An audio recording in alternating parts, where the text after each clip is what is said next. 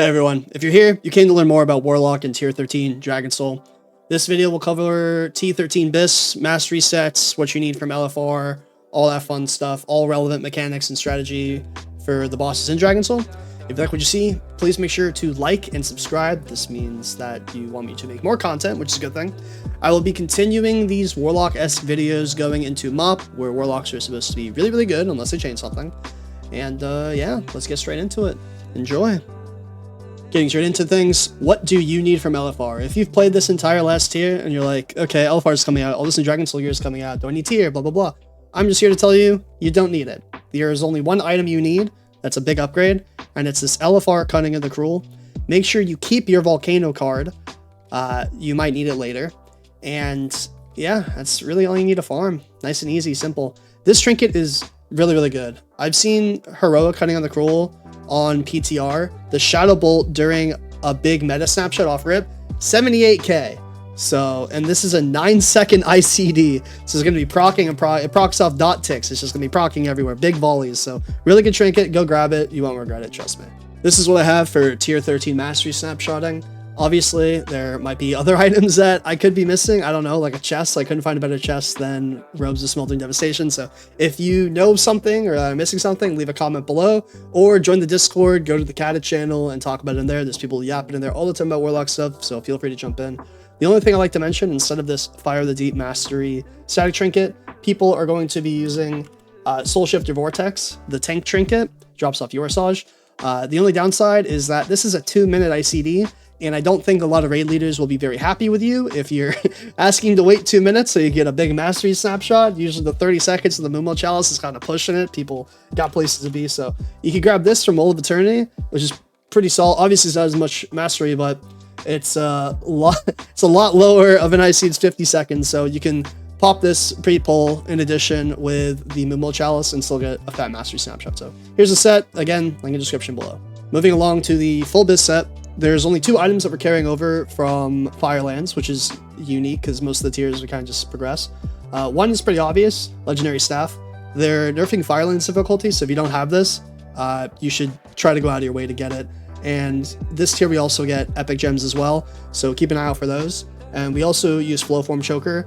It's really good. I wouldn't grab the Valor Neck unless you don't have Flowform Choker, but if you don't have Flowform Choker, go grab the Valor Neck. These gems drop from kind of inside the raid. It's a little RNG-y, where you can kill a boss and then you turn in the token and you get a chance at an epic gem, but the last boss drops 1 token that guarantees you an epic gem. So these are gonna be super expensive, so don't worry about getting them immediately. If I had to consider a priority for the items, week 1 I would grab this because this is a Valor Cape off the vendor. It's a huge upgrade over the one that we currently have because it has a lot of hit and mastery, so it helps you reforge a little bit. Then I would go for the LFR Cunning of the Cruel, as we talked about earlier. If you're going straight to Heroic and you're trying to think, okay, what do I want to tell my loot council I want to get? I would try to get these trinkets as fast as possible as a priority. Then I would try to grab my Heroic tier. And I don't know how many people will be pushing Spine immediately, but the off-piece gloves is really solid and a direct upgrade over the Rad gloves. And then I would focus on pieces like Ring of the Raven, where it just is really good itemization for us, and kind of put a back burner on pieces that are kind of side grades with crit haste, like the boots and the belt. Like, let the mages go grab that. Focus on your mastery pieces, like the bracers as well. So that's about it for gear. As I said earlier, link in the description below. If you have something to mention, make sure you throw it in the Discord. Quick thing I wanted to mention in relation to the gearing before we get into the bosses. I want to mention what the tier kind of does. The duration of your Doom Guard in Infernal is increased by 20 seconds and the cooldown's reduced. That's really good. You might be able to get another use in some of the longer fights, like, I don't know, Yorsahj or something. But I just want to point to what the 4-piece is. If you have a weak ore that you're using and you don't want to kind of re-grab it again, I just want you to get familiar. When you use Soulburn for this 10% spell power here, this Temporal Ruin, you could grab this ID off of Wildhead and add it yourself.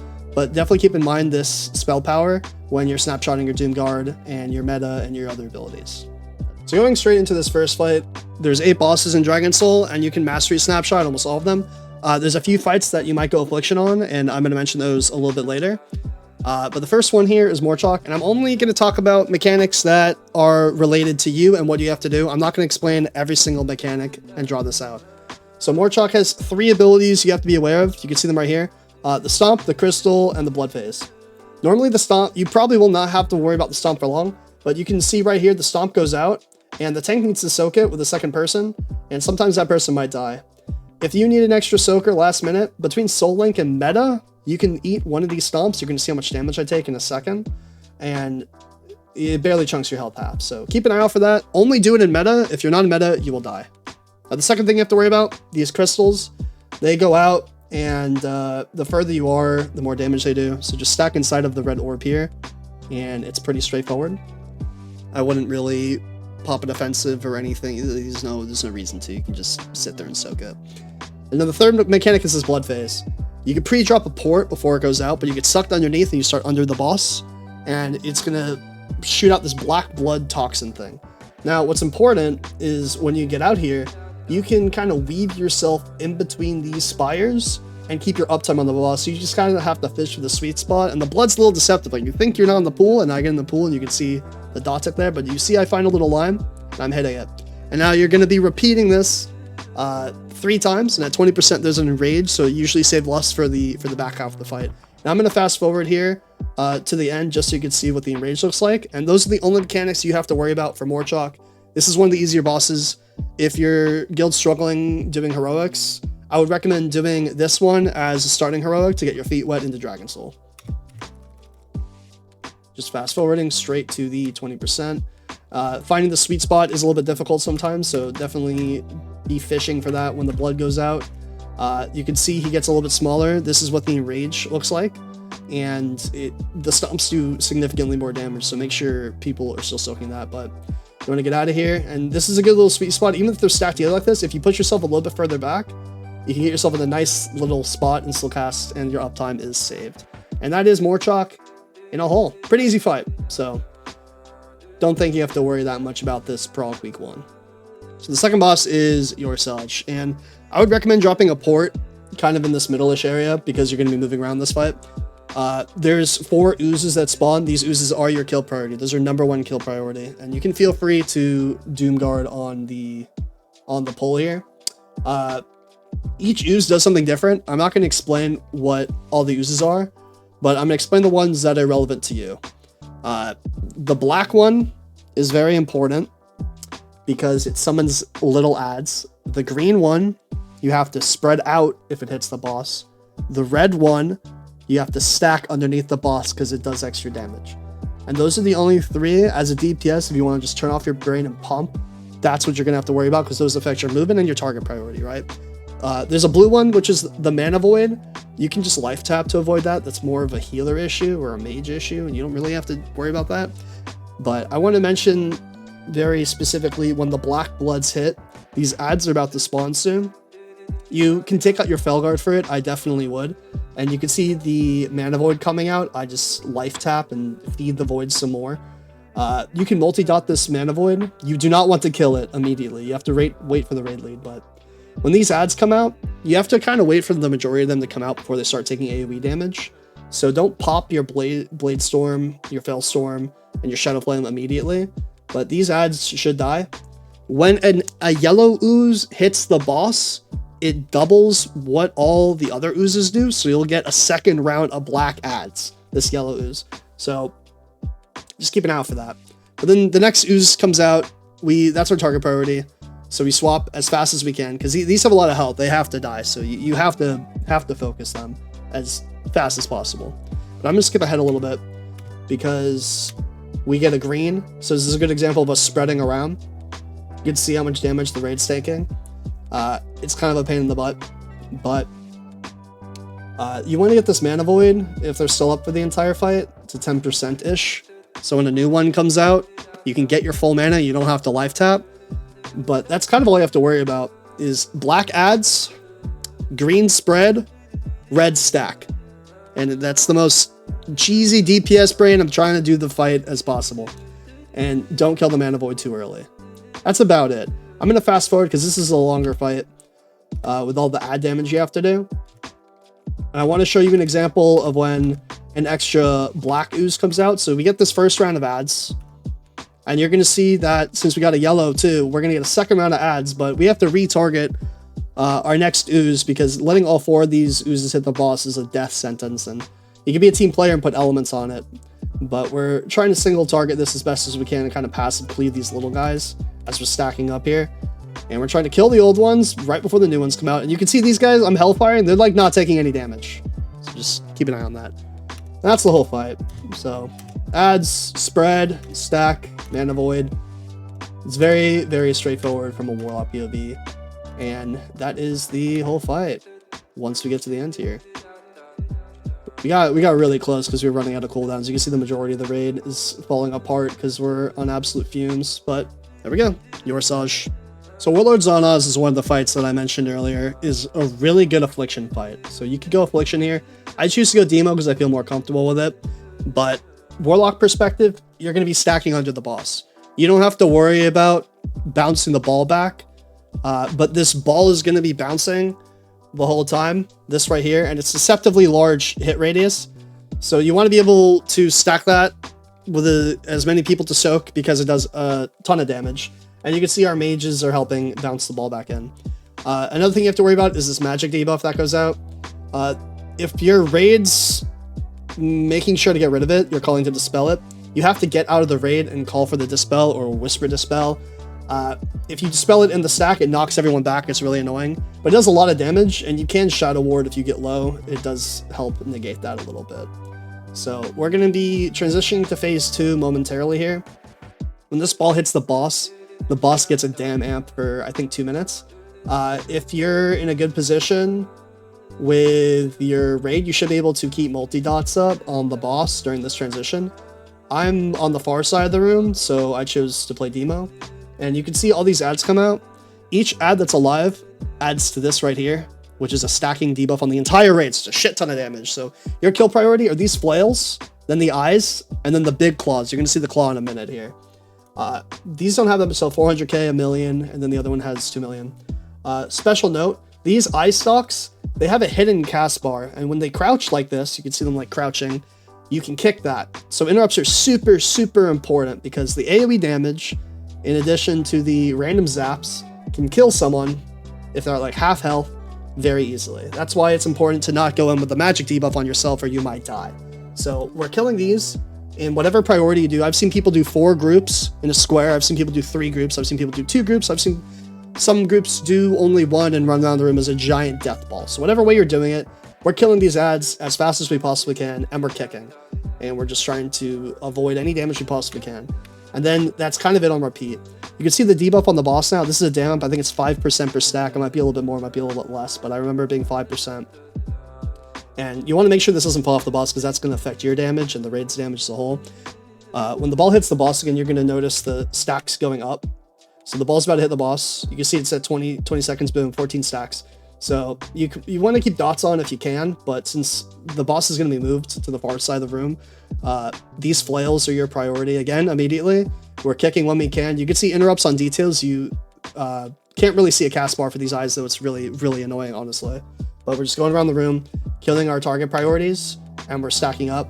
I believe you lusted to get through that phase a little bit easier. Some people lust the boss near the end to try to burst it, but this is just the way that we found the most success. You should have your cooldowns almost every single time after the transition, which is really nice. Yeah, you can see like meta is almost ready, Demon Soul's ready soon. And don't bother twisting, just kind of go with it. Now we're sitting here to try to do as much damage as possible, but we choose to do 3 stacks, or three phases, and it's very healing intensive to try to do this again. But when you get to the 3rd one, all your cooldowns are up. You can see the Aflocks are starting to crank with their multi-dotting during the transitions. But again, flails, eyes, claws. Don't be a greedy demon and attack the big claw the whole time when there's eyes up, right? I mean, we're trying to get these stacks down as fast as possible as Warlocks. Now we're gonna stack up, and now is time for the bursty phase. This is when we're kind of gonna go all in. We got 19 stacks, and this is all or nothing. We're able to kite a little bit here and get a tank up, which is really nice. And if the stacks are about to fall off and people are taking a lot of damage and the ball's getting too big, you can let the ball hit the boss during the berserk here, because we do hit the berserk timer, and you can just focus on the boss and try to heal through the damage and stack together. And that's kind of it. So just to summarize, you go flail, eye, claw, stack with the raid, and keep an eye on your health. Use Shadow Ward if you get the dot, run out of the raid, call for a Dispel, and you can play off on this fight. That's about it. It's a pretty good fight. It's very fulfilling. So we're going to move on to the 4th boss, Hagara. So Hagara is pretty straightforward. This is probably the easiest boss in here, honestly. This is by far the easiest boss. And you mastery snapshot, free pull, all that fun stuff. And there's a few mechanics you have to worry about. The first is this Ice Lance. It picks people and makes them land. People just get in the way and soak it. Very straightforward, just don't get too many stacks. There's this 2 phases that you have to worry about. First is this water phase, this water shield. There's this lightning damage that goes up the whole time. So you want to burst this, like just destroy this ad. Don't pop your cooldowns, but just pop everything. And then when the ad dies, your goal is to hit these lightning conductors. So you can place a port where you're supposed to be standing. My position was like right here. So you can drop your port here, and then when it dies, it does this like chain lightning. And you can see it like connects to all of us, and it makes the plus across the entire room. So we hit all 4 of these pillars, and it's really, really quick. Now, when she transitions out of the water in the ice phase, which we're going to see in a little bit, it's 100% damage. So pop all your cooldowns on this right now. Just do as much damage as you possibly can. I would still use all your cooldowns in the opener. That's just when it's best. We held Lust. I don't know why, but we were still progging, so we didn't Lust the opener. I think people will transition to Lust in the opener, or Lusting the 100% damage phase, but it doesn't matter. We have our Ice Lances again. Next is these Ice Tombs that start occurring. I think it picks 6 people. We told people to stack on the right leg, and you can see they all come up. These Ice Tombs have a suffocating effect, so these are priority. Hard cast the Fell Guard, Fell Storm, Hellfire, Shadow Flame. Like, kill these as fast as possible. And you can see people are getting chunked. I think you could Soul Link through this, which is really nice. Keep people alive. But now we are transitioning to Ice. The Ice phase, you don't want to stand in the middle. You'll take a lot of damage, even with like Soul Link and stuff. And we have to kill these crystals as a unit. There's a few things happening in this phase. There's the falling ice that you gotta dodge. There's gonna be a wall that appears shortly. And then there's this debuff. If you get this debuff, you run out to the side and drop it. It drops a big ice trap. You can see in a second, boom. And you don't want to be the griefer that drops in the middle of the raid. And now you can see the ice walls here. They're coming out. They do a lot of damage. Don't run through them. If you are hitting this crystal, for example, and there's one coming up from you from behind, you can easily walk through the middle and like sidestep it. I want to find a quick example of that.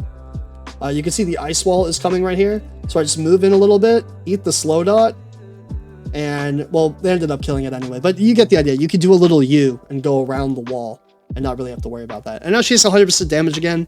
And that's basically the whole fight. You're going to be doing that a few times. So Ice Tombs are coming out again. We're going to stack the Ice Tombs. We're going to AoE them. Very straightforward.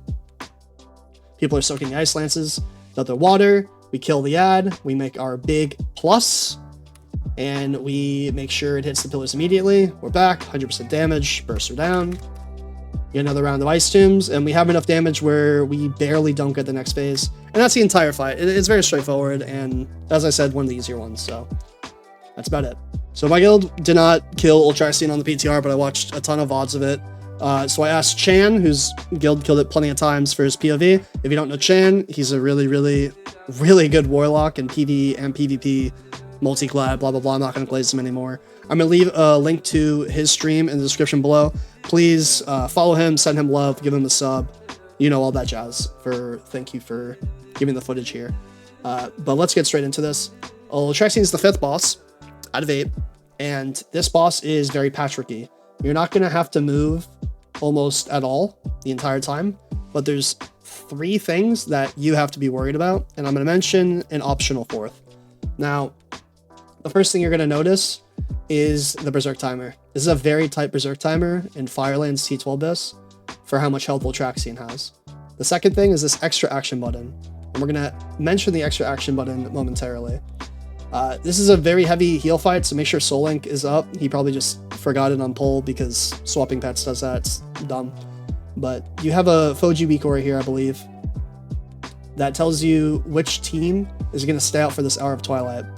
Now, Hour of Twilight's going to go out, and it'll kill you if you stand in it. So the only way to avoid Hour of Twilight is to use this extra action button. And I want to say you want to hold this extra action button as long as possible to the last second, so you can have uptime on the boss, because the DPS check is so tight. You're playing with your own life here because of the check. Now, Hour of Twilight's going to go out, but like you have to have people stay out, or Hour of Twilight just fully wipes your raid. So you need to have people staying out intermittently throughout the whole fight every 45 seconds. The second thing is Fading Light. Fading Light's going to individually pick raid members, and I believe he gets it pretty early here, so you'll be able to see. Fading Light's the same thing as Hour of Twilight, but just for individual players in the raid, you can see everybody having it. You want to hold this to the last possible second before you use your action button to keep your uptime on the boss. And you have to use it, or you will die to this. You will die to it, and it'll be very sad. So, using extra action button to dodge Fading Light, Hour of Twilight, Eye on Berserk. Usually Warlocks don't have to soak, but your guild might make you try. Maybe you can soak it with Healthstone, Soulburn Healthstone for the 20% health. Maybe Shadow Ward, but I didn't see Warlocks really having to soak it on the PTR, so I wouldn't really worry about it, and then I would have classes that have a better chance of living to do that. So I'm going to fast forward a bit now, because that's all the mechanics you need to know. I just want to show you how tight this Berserk timer was for this kill in particular. You can see that the boss is at 8%, 20 mil with 20 seconds left, and he's going to hit the Berserk timer in 5 seconds. Everybody's running on fumes, like completely out of cooldowns, and you can see that it's so close here. It's going to die right there, and they were very, very close to wiping, but they pulled it out. And they had a bunch of deaths, which probably led to that. So it probably wouldn't have been as close if people played it a little bit more clean. But this is a hard fight to kind of manage for your healers. So shout out to the healers, and that was a good kill. And let's move on to the Warmaster. So Warmaster is the 6th boss, and you could start over on that ledge that Chem was just standing on to get some pre-casts. And this is the second fight I would probably go AF on because of all the multi-dotting. I'm going to focus on the mechanics you need to watch out for, and then we'll talk about add target priority, because you have to do this phase a few times, right? The first thing is these little purple blasts. The ship has a health bar, and these purple blasts deal damage to the ship. So if the ship dies, you wipe. So you want to soak these individually here. That's the first thing. The second thing, these slayers do a charge. You want to dodge this. It's a lot of damage. The third thing is the ship will take flame, and we'll see that in a moment. And the fourth thing is a big soak, which you can see. It's like a very enlarged mini soak, obviously. And you want to stack with the raid so the ship doesn't take extra damage. And in terms of positioning, there's the fire. You want to kind of stand in the middle here so you can multi-dot the Drakes. The Drakes are the ranged target priority, since it's hard to have melee hit it, because you gotta get close to the edge and they might die. But occasionally these Twilight Sappers come out. This is the priority for range and for melee. If this guy gets inside, the ship takes major damage, and you'll just wipe really quickly. So you gotta kill these guys. They can be stunned. I think they can be gripped. They might be able to get slowed, but they need to die as fast as possible. Besides that, these Drakes are the range priority, and you can multi-dot these obviously when they are not close, but you have to watch out for the 4 things on the ground. You got to keep a multi-dotting and everything. So there's a lot of things going on all at once. So there's a lot of damage going out, and the healer's going to have a tough time on this. So if you just keep multi-dotting and pressing through and dodging things, you're going to get to the second phase.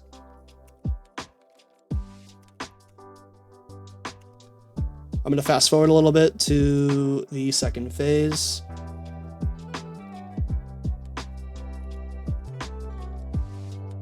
So the Warmaster drops down during the second phase, and the Drake's up here.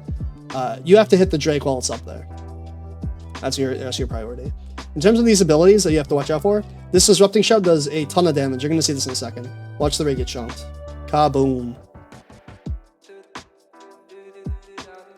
So you want to watch your health bar for that. Second, you're going to watch out for the Shockwave. We'll look at what it specifically looks like later. And then the third is Consuming Shroud. This is a healer issue, honestly, because it's a big healing absorb. So maybe you could Death Coil or Healthstone through some of it, but you can't even get close to how much it is going to be to get out of it, so just keep an eye out for that. You want to be killing the dragon here. Obviously, you can multi-dot Blackhorn as well, but you want to be keeping Haunt and Doom on the dragon because the dragon's abilities are more annoying with the Breath and the Shroud. So I'm going to fast forward a little bit to when the dragon dies. You can see he has Consuming Shadow. His health's not going up at all. Luckily, he's not taking any damage. But it does a little pulse, and you can see the numbers that say in the range 168, 800, 1,700. So it's not that much where the raid will die, but the Shrouds have to be taken care of by your healers pretty quickly. Now, the dragon's going to die here, and all that's left is Warmaster, and you have to deal with the Shockwave, which this is the Shockwave. It makes a cone. So dodge this. It stuns. It's a lot of damage. It might kill you. And watch out for the Roar itself. And when you get to this point, it's pretty straightforward. As long as your healers have mana and maybe a few cooldowns for the Roar, you're golden. And that's Warmaster, so a lot of fun multi-dotting, a lot of soaking, a lot of dodging. You might need a few reps in the fight to kind of master all the mechanics, but it's a pretty straightforward fight and definitely not one of the harder ones in my opinion.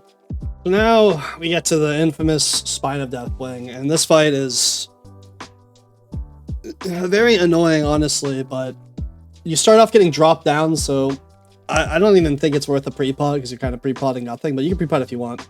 And you're going to break 3 of these corruptions, and when these corruptions die, they spawn these amalgamations. You don't really have to worry about that off the rip, because the dragon, you want to be in the middle as a warlock. You want to be in the middle, because if there's too many people on the left, it'll roll to the left. Too many people on the right, it'll roll to the right. So you kind of just want to be in the middle. And you're going to want to take off Cunning of the Cruel for this fight. You want to put on like a 1-minute burst trinket, 2-minute burst trinket. So you can do as much damage to the tendon, which we'll see in a moment, as possible. But when the tendon is not up, you want to be hitting this hideous amalgamation. There's a few other minor things that happen, but those are more healer mechanics that you don't have to worry about. There's like a healing absorb, which is really annoying. There's kind of tethering, and when the bloods die, they explode. But what I want to focus on is more your target priority and what happens during the fight, and kind of seeing what happens during the fight, right? That's the most important thing. Right now, after those tendons die, these amalgamations explode after it eats 9 bloods. 9 bloods, and it hits low health. So you see it has 0. It's starting to get low. It gets run over on all the bloods. It starts doing a pulsating AoE when it is about to explode here. You see it has 9. It's low. It only explodes and exposes if it has 9. So you need all the stacks possible. This nuclear blast is going to expose a tendon. Now, I'm going to pause this for a second. A few things. Number 1, you want to have your cooldowns popped before this comes up. You don't have time to pop your cooldowns after it comes up. You have 22 seconds. This is 33 million health. That is a lot of health. So this is why an on-use trinket comes in handy. 45 ICD trinket, like Volcano, might be nice as well. I might use VPLC. I'm unsure. I don't have that many reps into this fight. But you want to pop all your cooldowns on this, and ideally, you could do 50% of the damage on each time the tendon comes up. You're not going to be able to burst the full 33 mil. No one's going to be it's impossible. Like, you're going to have to do this multiple times for each plate. And once you break all 3 of these plates, you win. That's the goal. But getting there is the hard part. It's an insane DPS check, so make sure you pop your cooldowns beforehand. You save ICDs if it's looking like you're going to pop one on the amalgamation accidentally, and you're destroying those tendons. Besides that, you want to be single targeting these amalgamations. You don't want to be cleaving the bloods, because if too many of the bloods die at once, bloods explode, and you take a lot of damage. So the more of these empty holes, when you break open this plate, 4 more of these will pop up. You're going to want to make sure you're not AoEing. That's why you take off Cunning of the Cruel for this. These tendons also do like a stun. It's like a grip. It'll hold you in place. It's really annoying. Some people use PvP trinkets for that. I don't think I would recommend that because the damage check is so high. But keep an eye out for a 1-minute or 1-minute cooldown trinket, PvP trinket, Hygel trinket, or you can just use Moomo Chalice like Chan is using in conjunction with Meta, because Meta should be up for basically every tendon, as this is getting low and he has like 35 seconds left and this is about to explode. but they probably called to swap to the Bloods here, so they have enough Bloods to let the Amalgamation eat and get this Tendon out. This Nuclear Blast does a ton of damage, and people have this Healing Absorb the entire time as well. So now we're getting into place, and we're blasting the Tendon with all of our cooldowns as fast as possible. And this Tendon's going to break. I'm just going to fast forward and spoiler alert. And now we're on to the next thing. And you're going to do this again probably 4 or 5 more times. And the more Bloods there are, the tougher it is. I'm going to fast forward through the second plate because it's the same thing again. Amalgamation, 9, explode, Tendon, again. Just keep doing that. It's a lot of damage taken. You're going to see in this kind of endish of the fight, the Bloods are being kited really far back to try to avoid as much damage taken as possible. But stacking the Bloods in place and saving your cooldowns for the Tendon is your main priority. Like, you don't want to be popping cooldowns on dumb shit. You want to build this hideous Amalgamation when you can. Trying to hone in here. Stay alive. And now they just have to do this one more time, and they're done with the fight. When there's too many Amalgamations, they're just rolling the boss over, which is really nice. And it gets really dicey at the end. You can see how many Bloods there are, and how much you're actually being kited.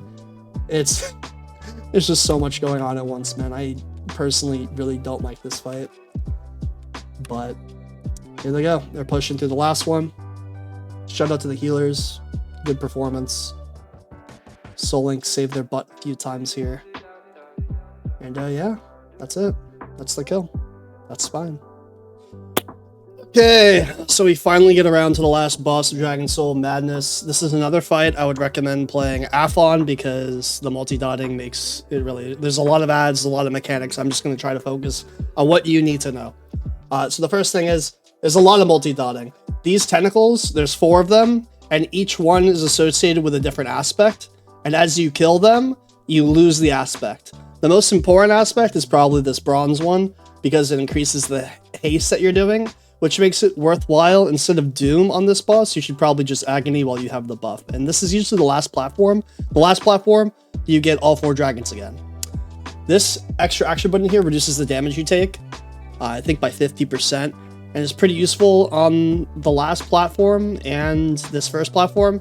It really depends on what order you guys are doing for the platforms, but usually people kill the green one first, if I remember correctly.